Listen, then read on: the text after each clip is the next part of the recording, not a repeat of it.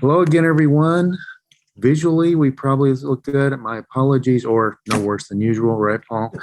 But my apologies to everyone if I sound a little muffled. We had some tech issues, but we are here and we are talking about. We ended the last episode touching on fate and the acceptance of fate, and the Twilight Zone episode, Time Enough at Last, which is, okay, clarify for me, I may have been confused because that's a second season, or is that a first season? That's the first season. Yeah, it's actually episode 8 of the first season. Episode 8, first season. Episode 8, 1959, probably came out in the fall of 1959, I believe it came out. And there's a lot going on here with this one. And there's a lot to talk about philosophically, spiritually, theologically. But I think did we spend much time in the last episode? I think you and I discussed some of the particulars in this, but we didn't spend a long time. No. Burgess Meredith and who he was, and and his background. And forgive me, but I don't think I recall. I mean, I've done research on all the actors in this show, but he seemed like the only one that kind of stuck out with a major IMDb. Yeah, I mean, he's got a backlog. I mean, I think he was something like 60 something years in television and film. Just amazing. Of course, most people know him. I know him as a huge Batman fan, as the Penguin from the 1960s Adam West Batman. A lot of people know him from Rocky as I think Mickey is his name. But yeah, he was actually one of the long-standing players of the I think there were four episodes that he was in the Twilight Zone. Another one actually related to books with the librarian, the is it Obsolete Man or something? Yep, which is really good. And they're very heavy, and I always my kids do one act play, and I thought it'd be a really good one act play because there's movement, and there's this ensemble aspect to it, and yeah, that's a book connection. And actually, the Bible is referenced in that. Yeah, I remember that absolutely. Yeah. So he is definitely one of the more famous actors to emerge from this and to act in this. And he was mid-career at the time. This was a couple of years before he did Batman, and he was kind of well known by the time he did Batman. Yeah. And it's important to know for you kids at home that was obviously the corny, cheesy Batman version, not the brooding Rachel. This is the Bat Shark repellent. Yeah, Bat Shark repellent, Bat Watch, Holy Cheese, Batman, all that stuff, just cheesy. The acting, but there's a lot of famous people who were villains in that, and he was one of the more famous. Yeah.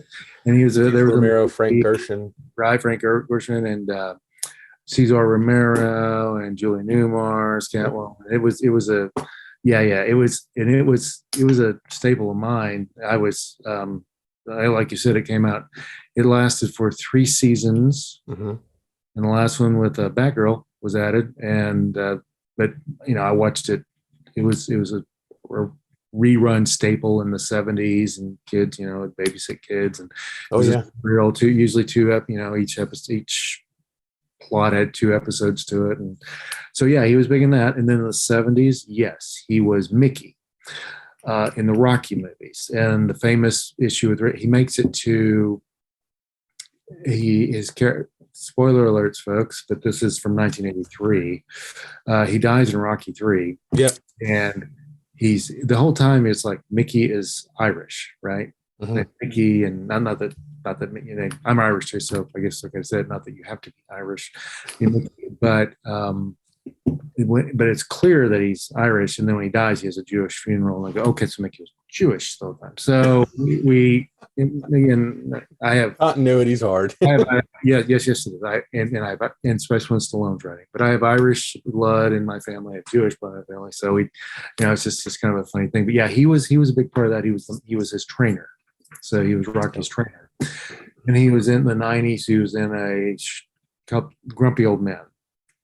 Yep. Which was this is how old Burgess Meredith was at the time. He played Jack Lemmon who was one of the grumpy old men, plays his dad. Oh yeah, I remember that. He was the grumpy old man's dad. So he was, like in his mid 80s or something at that point. And I guess he passed probably 20 years ago. So, and that's really probably throwing shade, if you will, on the career he had before the Twilight Zone came out. Absolutely. Yeah, because I think he was born in 1907.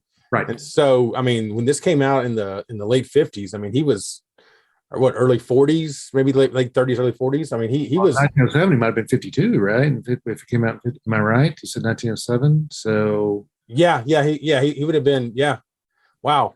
Yeah, so he was well into his career. Well into his career, yeah, and he did, and obviously we're talking plays, theater, right. And he's such a unique actor. Right.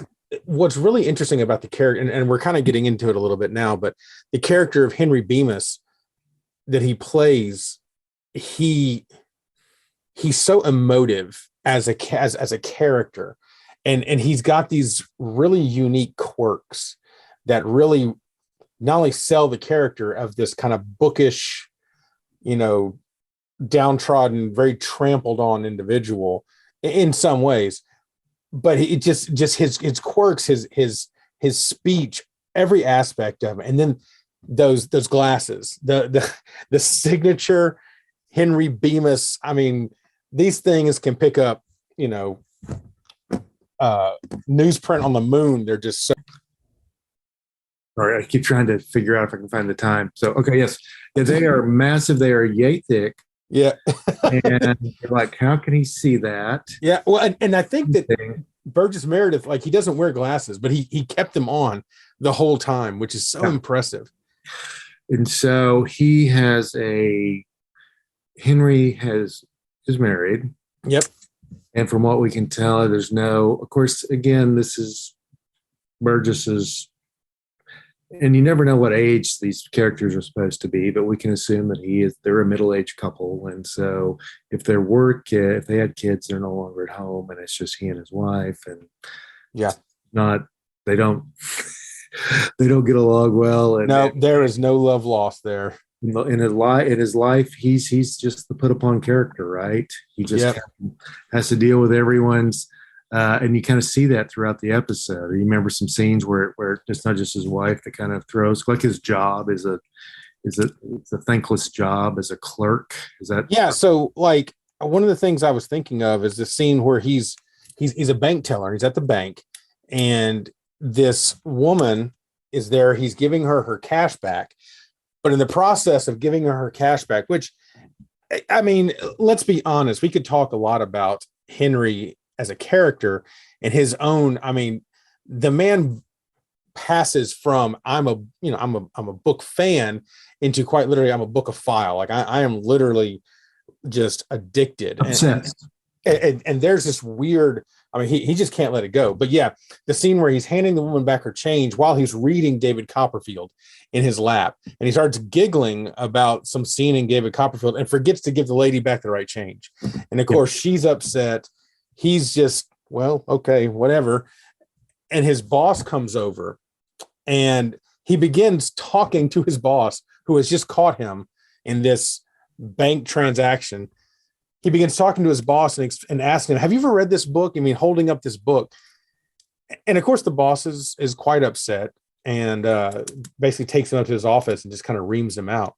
But you get this very interesting image early on that Henry truly dwells in this fantasy world. Yeah.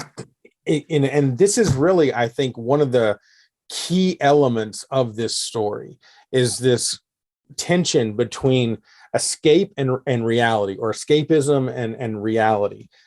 And, we talk about this whole series is about, nerd culture and Christ, right? That's kind of what we do. Right. And as someone like me who I jokingly say I speak geek fluently. I mean, this is really the draw. Language? Say what? Is that your second or third language? Yes, this is my third language. Yes. I speak geek. Yeah. Yeah, it could be a language of general studies for humanity. Yeah. Absolutely good. Yeah, I think they should do curriculum on that. but you have this idea that, people are unhappy with their day-to-day life. Yeah. And so they use science fiction, geek culture, fantasy things to escape. And, like take the example of Dungeons and Dragons. Of course, it's bemoaned all its, throughout the existence just because of some incidents that happened in the 80s, but I grew up playing. The 80s, yeah. It was, there's a lot of things. All the nefarious stuff happened in the 80s, yeah. But I grew up playing Dungeons and Dragons. I openly admit it. I grew up playing it when I was in high school and middle school in the 90s. I still look at it and think about it. And as now a Christian, I can see the boundaries because, as Christ said, we're meant to be in the world, not of the world. Right. And so we can be in reality, but still remember that our allegiance, our ownership is transcendent. But there are many people that I interact with throughout my ministry, throughout my life, that I have sat across from that have a very hard time letting that go. And we see this quite a lot in the nerd culture, people that, the whole brony movement. Have you heard of these? Why don't you flesh it out? Okay. So is this kind of like Peter Pan syndrome a bit? No, this is a little different. Okay. Again, this is not disparaging on anybody or anything. I like it. No. I personally think it's a little odd, but we each have our own thing. These are grown men that are very much into the My Little Pony world and universe, and so they watch all the shows. They dress up as ponies, and go to these conventions and have discussions about magic and friendship and all these things like that.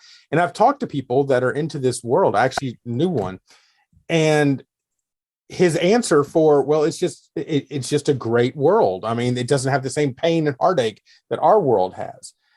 And you think about this idea of escapism, and this is really where we find Henry, the character in this episode. He wants to escape into these books, and he loses himself in the books themselves. He loses who he is. His whole identity is tied to the books. If he didn't have a book in his hand, he's nothing.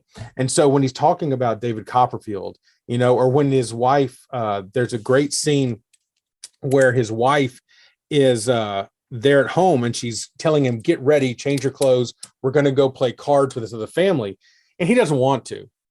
And she said, you're going to go. And so he gets dressed. He's like, fine, I'll be ready.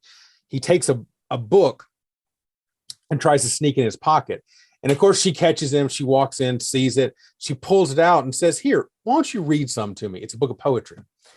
And he's like, oh, honey, you'll love this. It's great. It's got all these great works in there.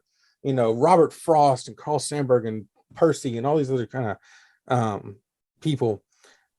And he opens it up and his wife had already found it. And she's marked through all the pages, just obliterated to where he can't even see. And he looks at her and he's got this most helpless look on his face. He says, why? Why did you do this? It's like she literally shut the door to his fantasy world and brought him back to reality. And he cannot accept. Well, one, it was a very rude, horrible thing to do. It was a wrong thing. It's funny when I watch some of these episodes. One of the things, again, that fascinates me is, I think I've mentioned to you, and I don't know if I mentioned it during one of our podcasts when we're recording, but it's always interesting to look at. I'm kind of fascinated by the decor of the day, the TV. Just back when the TV was a big behemoth and was actually furniture, right? Yep. And then the lights, the lamps, and just how people live. And so, but if I had watched the Twilight Zone, when I was still and took it to heart and formative, I think, and I thought the world was like the 50s. I don't think I would have ever had a job, or I certainly wouldn't have had a job. I would have found a way to have a job where I don't have a boss because of the workplace. And then marriage is the same thing, typically too. You're like, this is, and not all the episodes are like that, but you got a lot of, okay, this is, and this was this to Clayton Johnson, or did this Serling write this? No, this is actually Rod Serling took a book or a story by Lynn Venable and adapted it. Yeah. So, okay. So it just, but there are several episodes where you're like, oh my gosh, like, yeah, this doesn't, and it's interesting because and of course this is Serling and the authors that he adapted and those who wrote, that it might be real as far as they can tell, or based on their experience, but there's probably a good chance that again it has this fantasy aspect to it. Right. And also it's important to note that Serling hated the business side of television. Absolutely. So probably anything to do with business, he's like, ugh. And plus, and what's really hard for Henry is he doesn't have, and it's always begs the question, and this is why it's so great from a psychological and philosophical perspective to look at these, especially since they're anthologies and you don't really have time. That's one of the things I like about this show is that you don't really have time to unpack the character's background. And so you're kind of left, and it's one of the things I like shows where you have to kind of think through what's going on. And some people don't like that. And then you kind of just fill in the gaps. But one of the questions I ask is, with this one, at what point did Henry pivot from reality to fantasy, or has his whole life always been like that?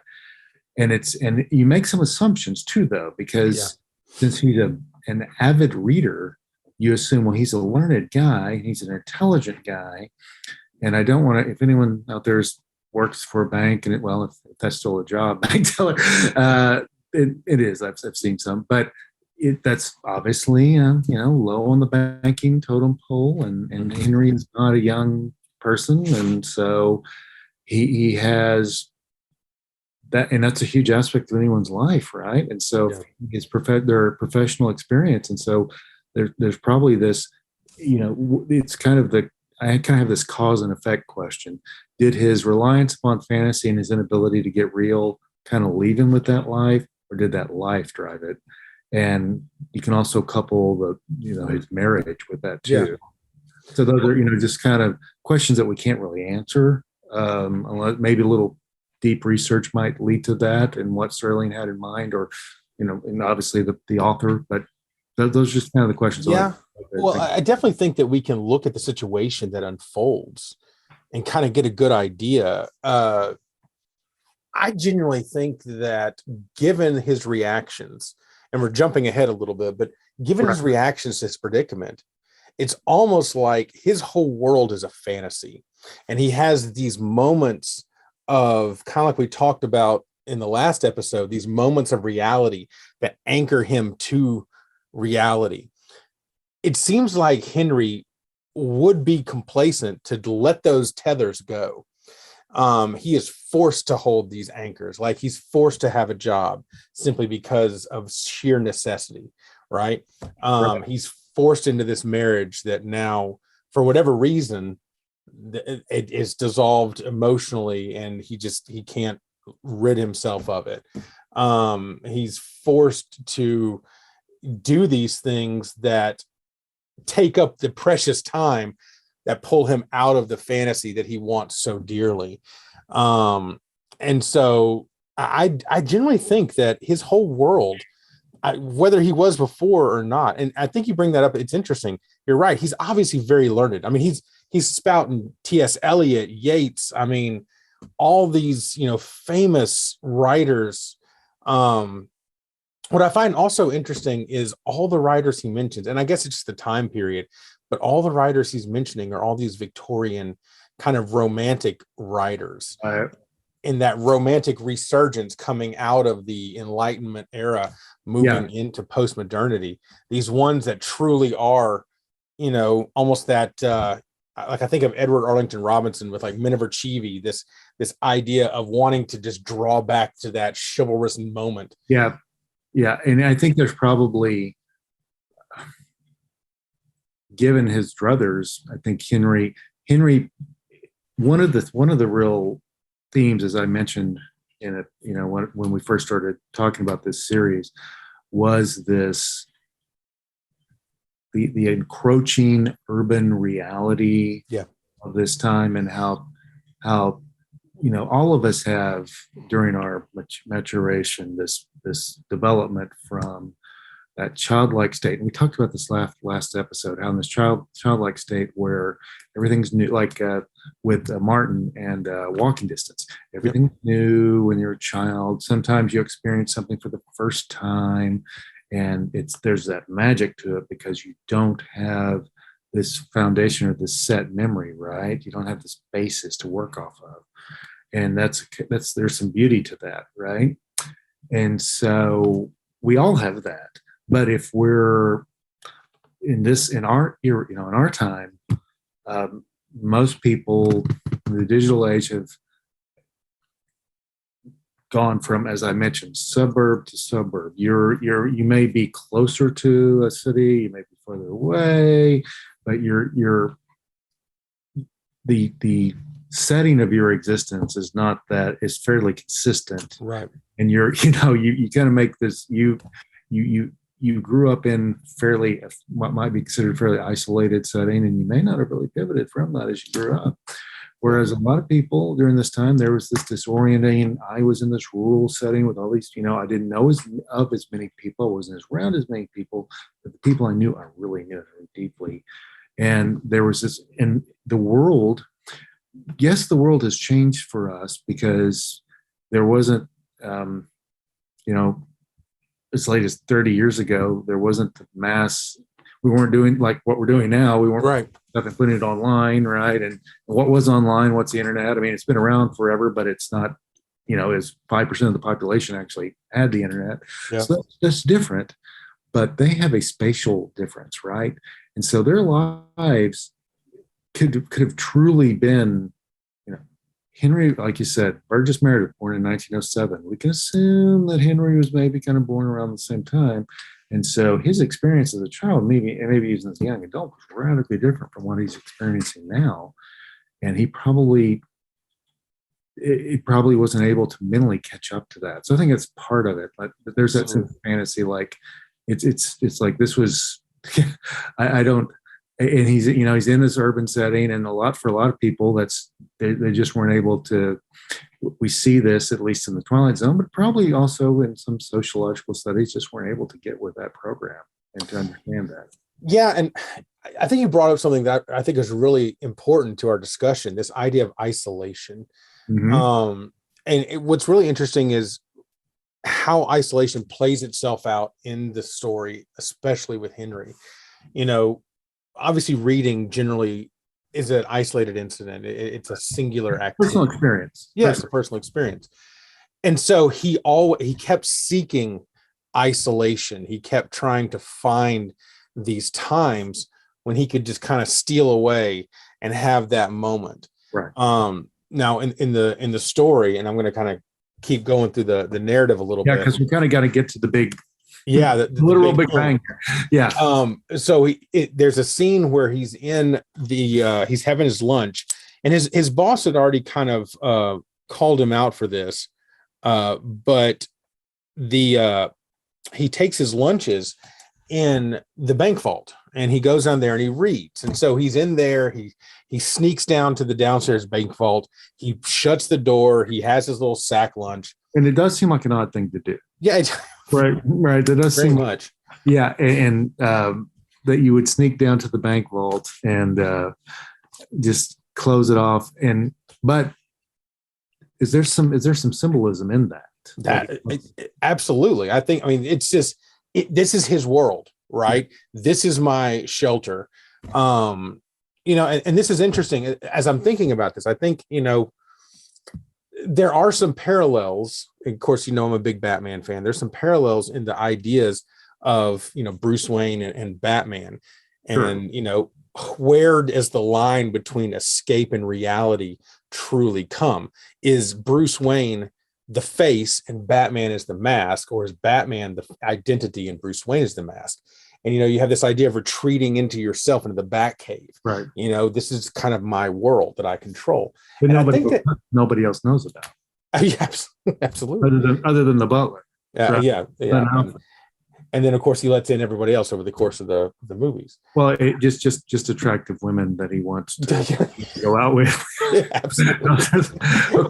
Actually, that was out. There was one movie where Alfred let Vicky Vale in, and he's like, "Oh, hey, Vicky, there's the Batcave. Let me show you around. You know, here's a sandwich. Go ahead."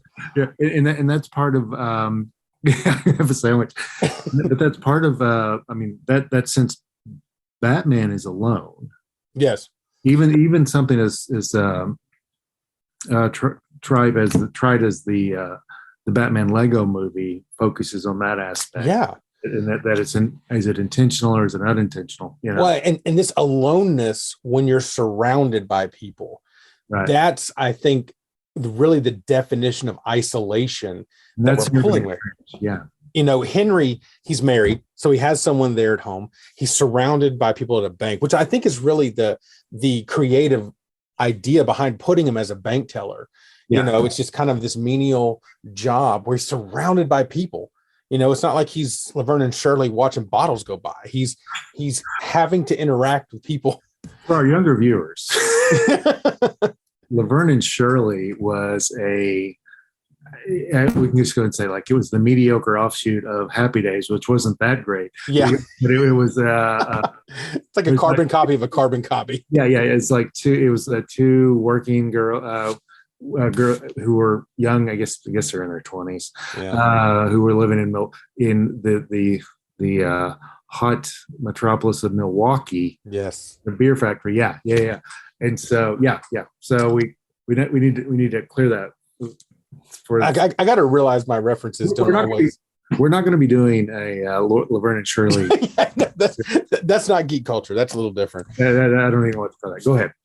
But yeah, this isolation idea of being surrounded by people, surrounded by interaction, and yet being unable to interact. You know, again, going back to the idea of Batman. I mean, he's in the Justice League. He's surrounded by, you know, of course, Robin and Batgirl and all those other people like that. But yet, you're right. Bruce Wayne or Batman is alone in his thinking, in his quest. People may go along. I'm going to go this way. If you decide to come, that's fine. But I'm singularly focused.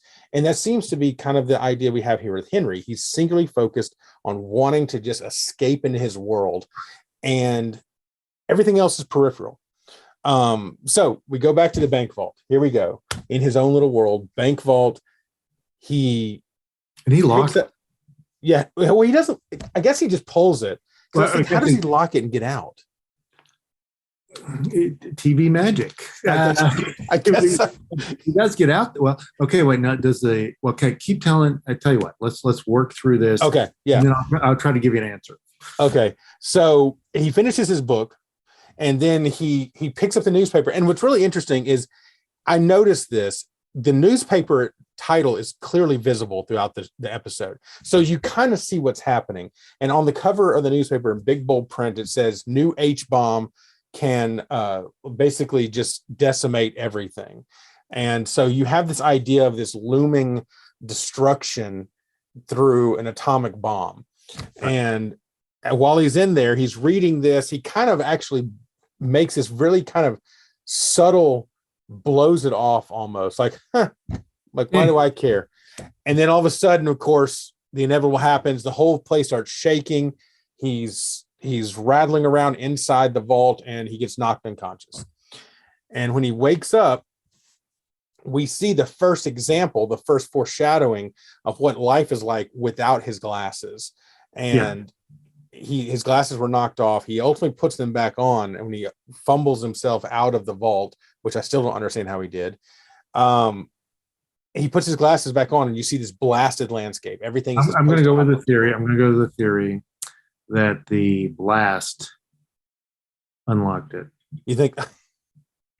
Probably so. I mean, heck, I don't know. If Indiana Jones can survive a nuclear blast in an old 50s refrigerator, I'm sure that's new enough. Well, yeah, good. That's good enough. Yeah, that's new enough. I feel like, how I mean, we can't even get into all the radiation and all of that. But right now he's alive and everyone else is gone. He's alive and it is seemingly everybody else is gone. And he walks.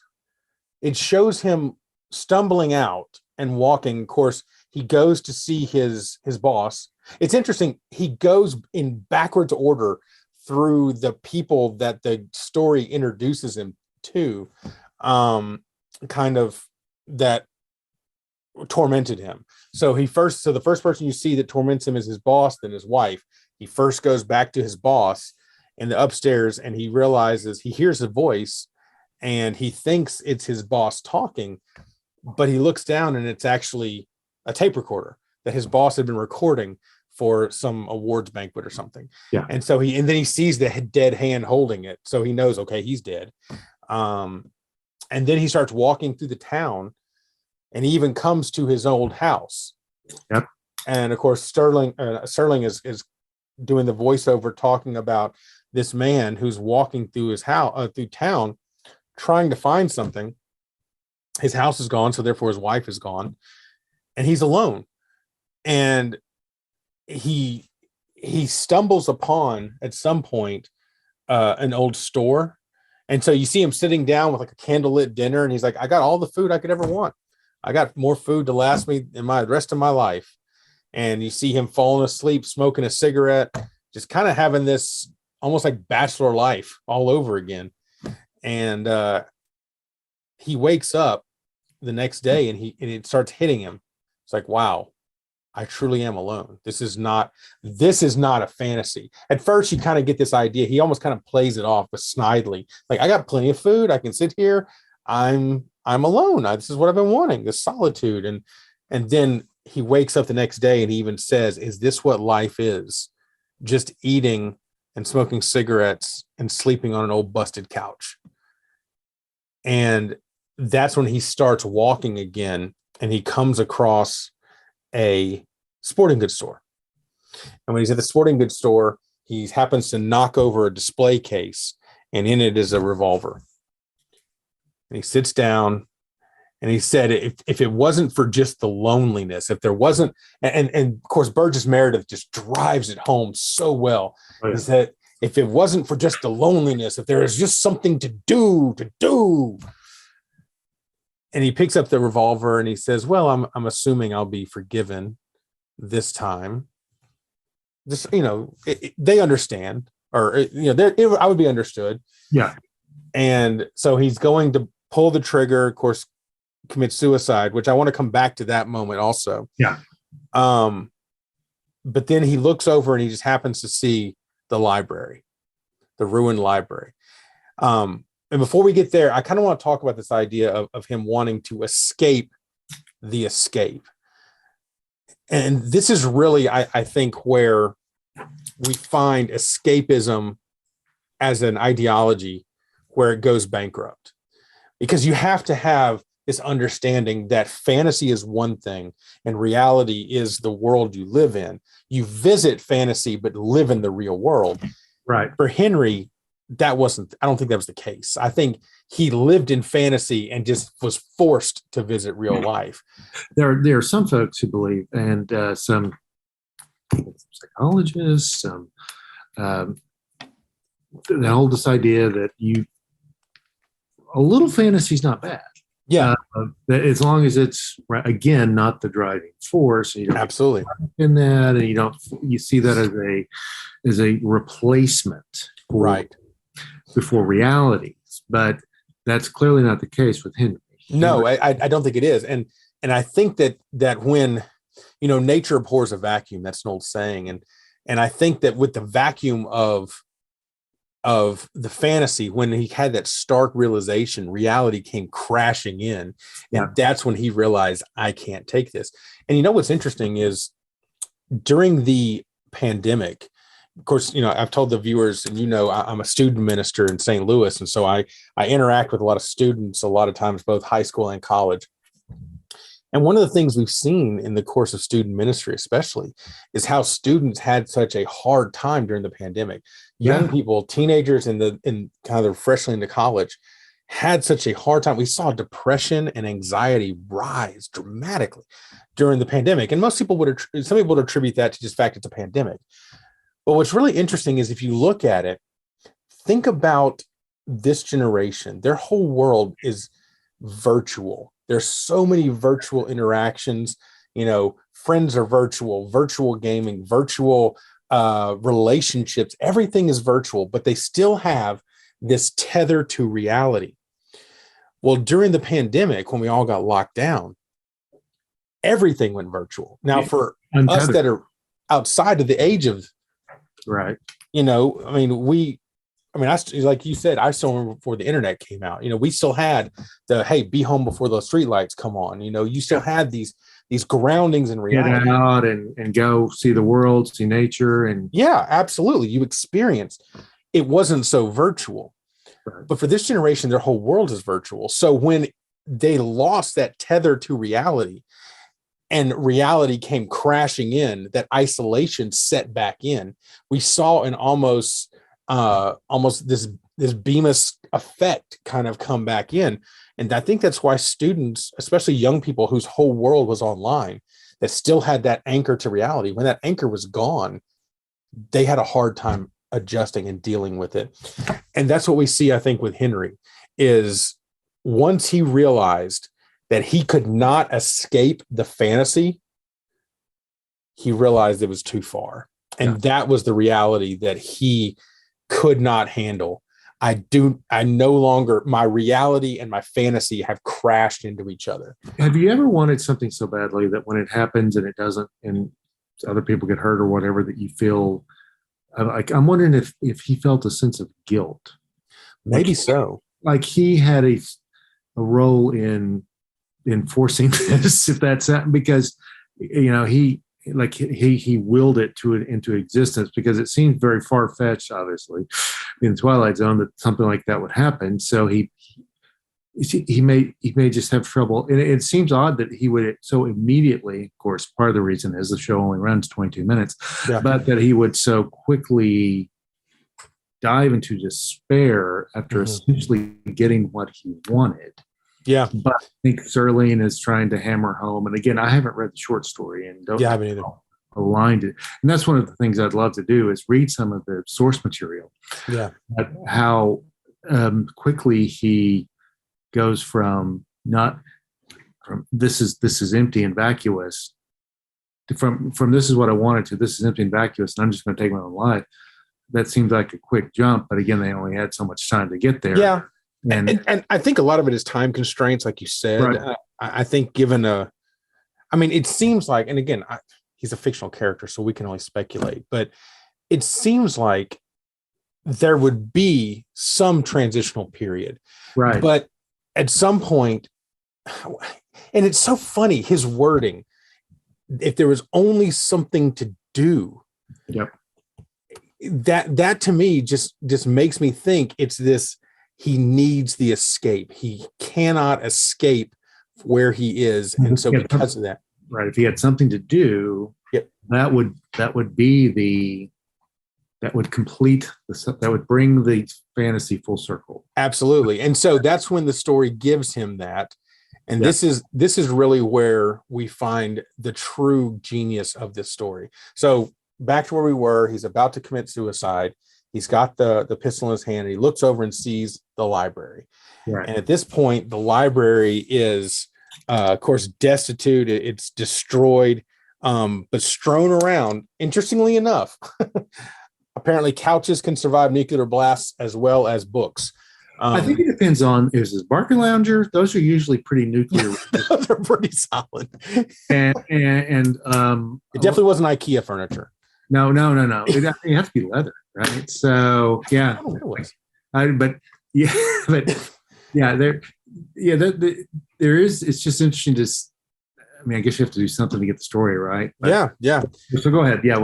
Anyways, he sees the books, and he's now, it's like, okay, this is truly the nirvana I've been looking for. This is my heaven. Okay, now we've got it.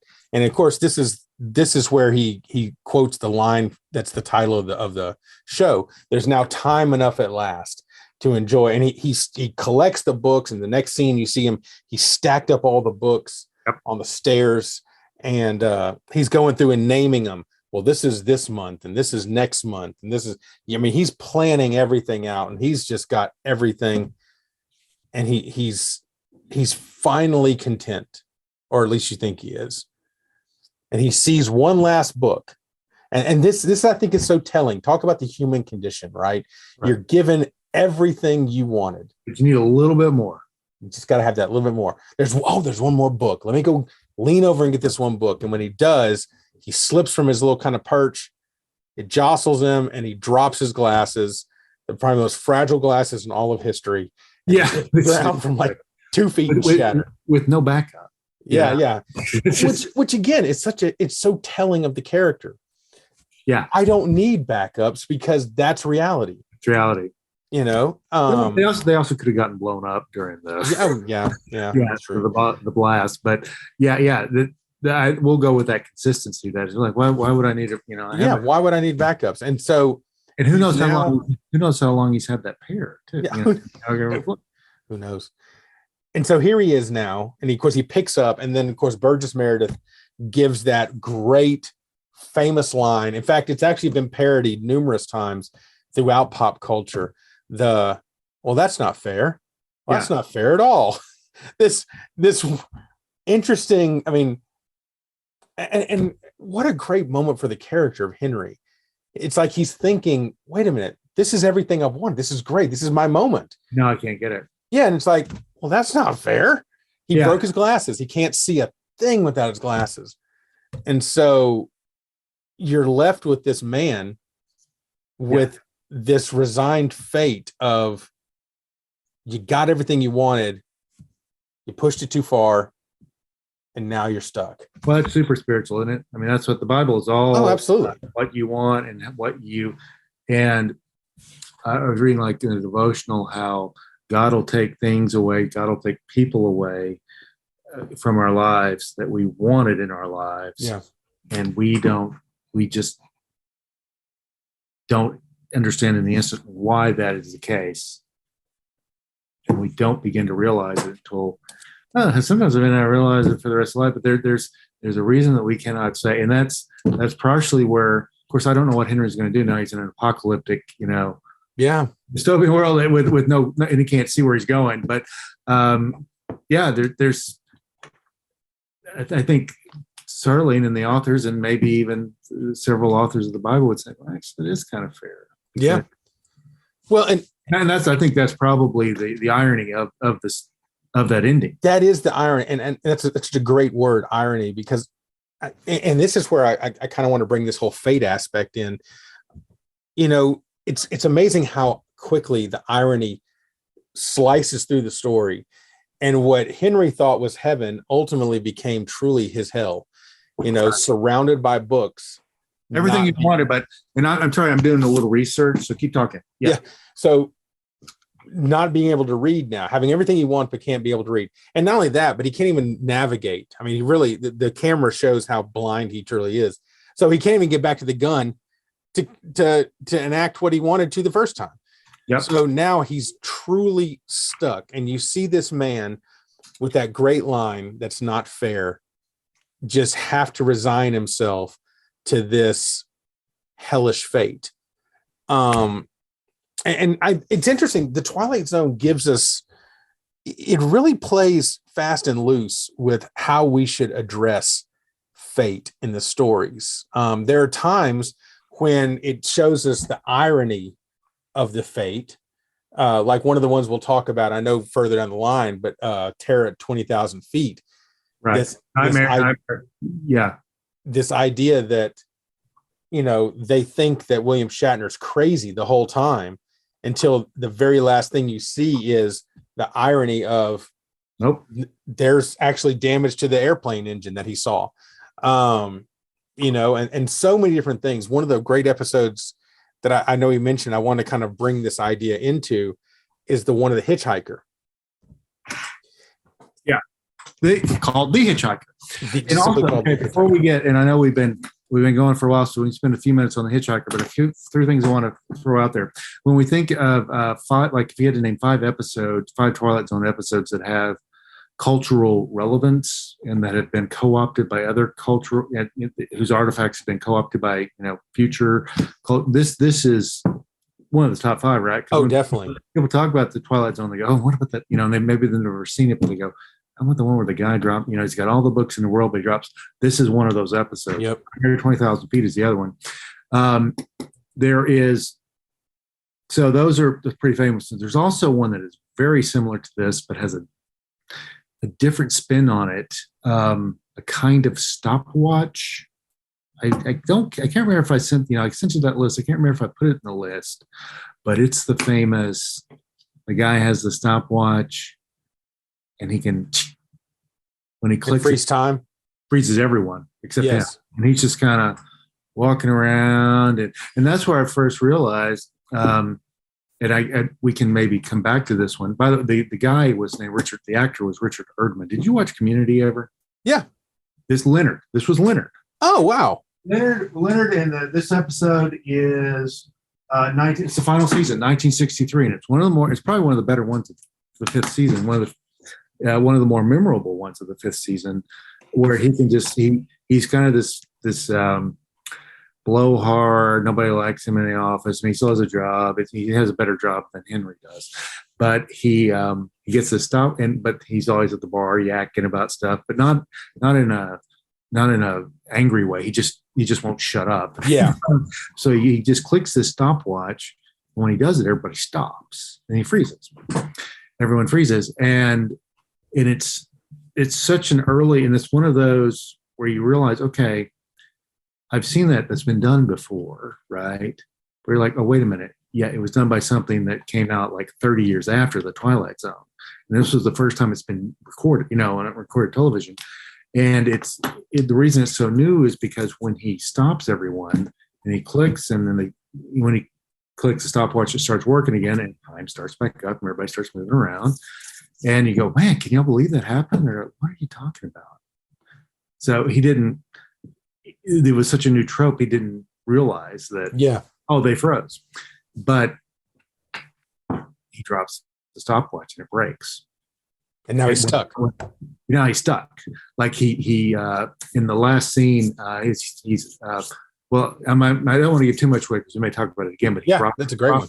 He's robbing a bank, and so there's that connection as well. But he's not a bank teller; he's robbing the bank, and he's just like just walking. It's all it's the whole thing. And what's really interesting about that episode it's different from this. This is a heavy episode. That is a completely lighthearted episode. Yes. Until he drops the stopwatch. He's like, wait, I can't reanimate anyone. And I'm stuck in this frozen world, and there's nothing I can do to. And then it becomes like, oh my God. Yeah. Then it fades to black and it's over, right? And it's like he's got all this money. Where's he going to spend it? So that's another fascinating one that's very similar to this one. It seems like Serling and kind of his crew are trying to, it's that Bernard Shaw, the George Bernard Shaw story, the monkey paw. It's this right. It's this idea of be careful what you wish for, and he's Henry has gotten literally finally at last, with time enough at last, as the story says, he's got this thing that he wishes for. And then ultimately he's stuck. And what he wanted all along was ultimately his hell that he never realized, kind of like this guy. Is it a kind of stopwatch? Is that what it's called? Yes, a kind of stopwatch. Yeah. And it's a kind of stopwatch. And Leonard was, it's funny to see him because he's in a bunch of other stuff. But yeah, he was Leonard. But it's the same thing, how this is. And of course, now the difference is, though, that character just saw this as kind of a novelty thing because he was very easygoing, lighthearted, didn't really have any serious connection. He just thought, oh, here's a chance for, and that's one thing that's kind of maybe not quite as deep as this one, because this result, this outcome is very much tied to the character and very personal. Whereas that's just kind of, I got to stop watching. Nobody knows what I'm doing, and cool biscuits, right? But this is different and deeper. And of course, this one definitely plays, I think, more to the psychological nature of Henry, right? And really, this idea, some of the strongest themes are definitely the idea of escapism versus reality. Also, I mean, Fate too. I think you've mentioned that. Yeah, this idea of fate as this great equalizer. Kind of we talked about how it all comes back to this, and you can't escape it, you can't outrun it. And that really leads, like I said, well into the Hitchhiker. Right. Go ahead. Where I'm saying we're approaching 50 minutes, so we may want to pick. Well, we could definitely push that one to another episode, because it deserves its own talking. It's another top 10. Yeah, it doesn't quite have the iconic status of Time Enough at Last, but it's definitely a great episode. Absolutely, and it definitely plays heavily on that idea of accepting your fate and fate. And it really kind of plays well with this, because on one side you feel like the writers are saying accept your fate, and to the twist of irony. In this one, the twist of irony is almost like accept your fate because you need to. Yeah, and that's one of the things we've discussed. The writers, Sterling, whoever's running the Twilight Zone, they have something to say about fate and the acceptance of fate. But you and I, in our limited mind, we have not been able to determine whether they are saying you need to accept your fate, or you don't, or you need to fight fate. Yeah. And in some situations, it just seems like it's situational. It does. So I feel like we need to, and this is where we have this great gap, and I think this is what we could do. We could really dig deep into the scripture when we're discussing Hitchhiker. Yeah. Which sounds like an interesting sentence, but we can do a deeper dive in what God tells us about, what the Bible tells us about accepting fate. Absolutely. And if it's you never accept your fate, and I know part of it is if it's your calling, then you don't really call it fate though, because it is something more eternal and you're playing a larger role. Yeah. But there is this, and I think we just kind of mentioned it, right? When I talked about the devotional, saying sometimes maybe it's not, and then maybe this is how we need to kind of rebrand that sentence as believers. We are accepting of God's will, even when, and often when, it's not what we want. Absolutely.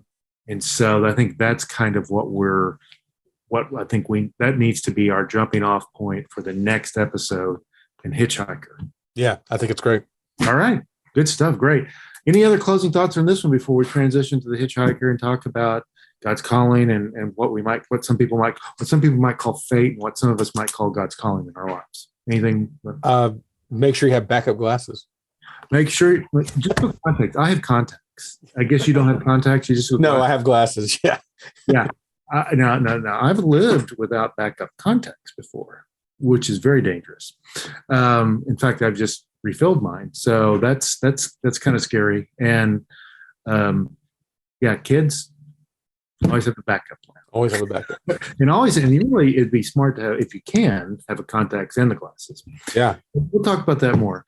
Thanks again for this episode. Thanks to Paul Carby. We've had a great chat about this. And then, so this has been Time Enough at Last, Fate, Escapism versus Reality. And then next time, we're going to talk about the Hitchhiker, God's calling, and what the world calls fate. Thanks again. Look forward to it, and hop on it when ready.